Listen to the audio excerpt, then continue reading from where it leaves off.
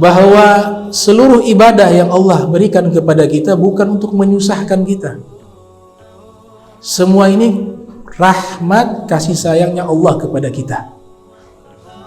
Dan ibadah yang Allah wajibkan kepada kita itu tidak sulit dibanding dengan umat-umat terdahulu. Di ayat tersebut yang menceritakan puasa umat terdahulu itu mereka 2 hari baru buka. Tidak ada namanya sahur. Makanya sahur di dalam syariat umat Islam sunnah muakkadah, sunnah yang dikukuhkan. Tidak harus makanannya banyak, minum air juga kalau tidak sempat. Di waktu itu namanya sahur. Tasahharu fa inna fis suhur barakah. Kata Nabi, sahurlah kalian, sesungguhnya di dalam sahur ada keberkahan. Kenapa ada keberkahan? Karena yang pertama membedakan puasa kita dengan puasa umat terdahulu. Umat terdahulu puasanya gak ada sahur. Umat Islam harus berbeda. Man tashabbaha biqaumin fahuwa minhum. Siapa yang menyerupai ibadah kaum lainnya, maka dia golongan mereka. Tata caranya, walaupun tidak semua ibadah, karena puasa juga substansinya sama, kita berpuasa, caranya saja berbeda. Mereka 2 hari namanya puasa wisol, diharamkan oleh ulama, kesepakatan kita gak boleh puasa 2 hari berturut-turut tanpa berbuka, walaupun niatnya pengen masih kuat. Ibadah ini kita harus ikut apa yang Nabi SAW perintahkan. Maka sahur dan buka puasa juga disunnahkan kita segera berbuka.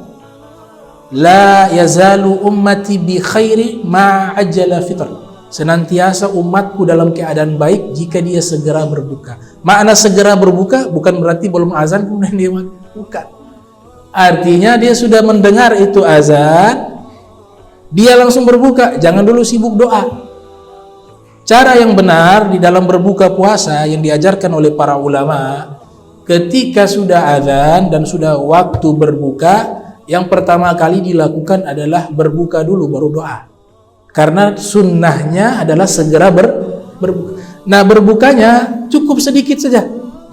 Sunnah yang paling pertama itu ada air, aswadan, korma sama air. Itu yang paling afdal, itu yang dilakukan Nabi. Kalau korma sama air yang dahulu apa? Korma dulu baru air. Bukan air dulu baru korma. Korma dulu kita makan sedikit, kemudian kita minum. Setelah itu baru kita doa. Doa apapun bisa. Doa yang biasa diajarkan juga bisa. Ekspresi bahagia ketika berbuka juga, zahaba dham'a wabtala uruk wa thabata al-ajra insyaallah. Itu hadis dari Nabi. Kalau Allahumma laka sumtu wa bika amantu wa ala rizkika aftartu, itu doa dari tabi'in. Itu doa dari tabi'in, bukan dari Nabi, tapi substansi doanya itu dari Nabi. Maknanya itu dari Nabi, tapi susunan doanya dari tabi'in. Adapun kalimat zahaba dham'u wabtala'at uruk wa thabata al-ajru insyaallah, itu adalah ekspresi rasa syukur dari Nabi Muhammad sallallahu alaihi wasallam. Maka caranya adalah ketika sudah masuk waktu berbuka, kita makan korma sedikit, paling afdal 3 butir, kemudian minum air, baru kita baca tuh doa-doa tadi. Bisa kita gabungkan 2 doa itu, bagus. Doa itu kita gabungkan bisa. Tapi kalau orang azan kemudian kita doa, maka doa juga tidak nyambung. Ekspresi syukur tersebut mengatakan sudah hilang rasa haus. Dia belum minum, gimana hilang rasa haus? Minum dulu baru hilang rasa haus. Nah, itu hadis tersebut menunjukkan bahwa Nabi Muhammad SAW ketika berbuka puasa, beliau makan dulu sedikit, baru beliau doa. Dan momentum ketika berbuka puasa itu termasuk doa yang mustajab. Dan sayang sekali kalau kita tidak berdoa. Kemudian sunnah lainnya tetap menjawab panggilan azan. Di dalam hadis, kalau kita menganggap remeh menjawab panggilan azan, kita sibuk sama makanan biasanya, nggak, sudah masa bodoh azan, itu muazin sudah makan duluan katanya, dia makan tanpa kita jawab. Kalau kita menganggap remeh kena dosa, walaupun hukumnya sunnah menjawab. Dosanya diantara yang Nabi ilustrasikan, di hari kiamat Allah tuangkan itu timah yang cair karena saking panasnya di dalam kedua telinganya. Bagi orang yang ketika mendengar azan dia tidak menjawab panggilan azan, maka ketika berbuka juga sunnah tersebut tetap dilakukan. Azan kita jawab juga azan. Bukan sibuk hanya makan masa bodoh gitu. Nah, ini adalah satu rangkaian ilmu yang diajarkan oleh Nabi Muhammad SAW di dalam cara berbuka puasa. Kemudian waktu, semua ibadah punya waktu. Ada kalanya Allah ciptakan ini waktu, tujuannya adalah untuk disesuaikan dengan ibadah kepada Allah. Kalau kita lihat bangunan Islam itu ada 5. Bunyal Islam ala khamsin, dibangun agama Islam atas 5 fondasi. Syahadah alla ilaha illallah wa anna Muhammadar Rasulullah. Yang pertama syahadat kepada Allah dan Nabi Muhammad SAW. Yang kedua iqamah shalah, mendirikan shalah. Yang ketiga itaiz zakah, menunaikan zakat. Yang keempat hajj, melaksanakan haji. Yang kelima shaum Ramadan, puasa di bulan suci. Inilah kewajiban kita. Ini yang namanya fondasi agama Islam. Semuanya ini punya waktu, bukan kita inovasi sendiri. Mau puasa Ramadan harus di bulan suci Ramadan, gak boleh di bulan yang lainnya. Sehingga dikatakan di dalam Al-Quran, ya ayyuhalladzina amanu kutiba alaikumusiyam, diwajibkan kepada kalian puasa. Makna puasa di situ dalam tafsir disebutkan puasa di bulan suci Ramadan. Dalam hadis Sahih Bukhari diriwayatkan Nabi SAW bersabda, man shoma ramadhana imana wahtisaba ghufira lahu ma taqaddama min dzambihi. Siapa yang puasa di bulan suci Ramadan imana, dengan penuh keimanan, wahtisaba, dan penuh keikhlasan, diampunkan dosanya yang lalu. Riwayat yang lain, man qama Ramadan, siapa yang mendirikan Ramadan, diampuni dosanya dengan syarat imanan wahtisaba. Nah, makna imanan wahtisaba disebutkan oleh Al-Hafiz Ahmad bin Ali Ibnu Hajar Al-Asqalani yang lahir tahun 773 Hijriah, wafat 852 Hijriah, dalam kitab Fathul Bari mengatakan makna imanan di sini adalah al-i'tiqad bi fardiyati saumihi. Makna iman dalam hadis tersebut, kita yakini bahwa puasa Ramadan itu wajib, bukan sunnah, tapi wajib. Man fariha bidukhuli Ramadan harramallahu jasadahu 'alan niran. Siapa yang bahagia dengan tibanya bulan suci Ramadan, Allah haramkan jasadnya terkena api neraka. Ibnu Hajar Al-Haytami mengatakan dalam kitabnya Az-Zawazir an Iktirafil Kabair, kitab yang mengumpulkan dosa-dosa besar, di antara dosa yang sangat besar itu adalah orang tidak senang tibanya Ramadan. Ada orang hobinya makan, dia merasa tersiksa bulan Ramadan.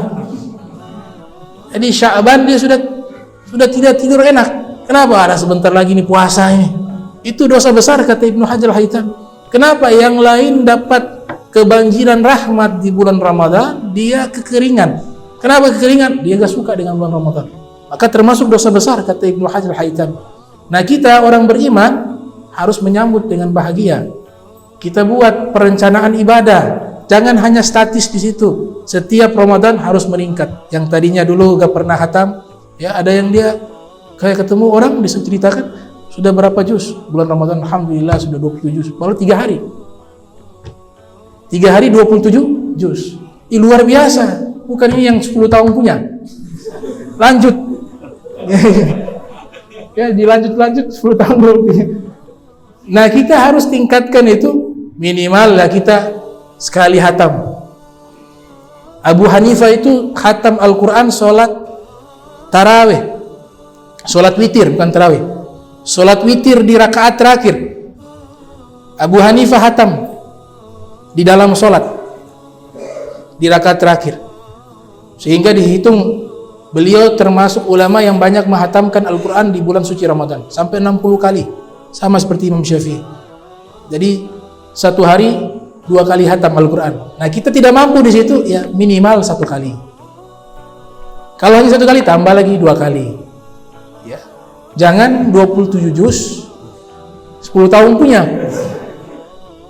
Tapi di setiap Ramadan kita tingkatkan itu. Bukan hanya baca Al-Quran, tapi yang lainnya. Itu mazhab Maliki, kalau tiba bulan Ramadan, semua kitab ditutup. Kitab hadis ditutup, kitab fikih ditutup, semua. Mazhab Malikiyah. Bukan berarti itu tidak boleh, tidak.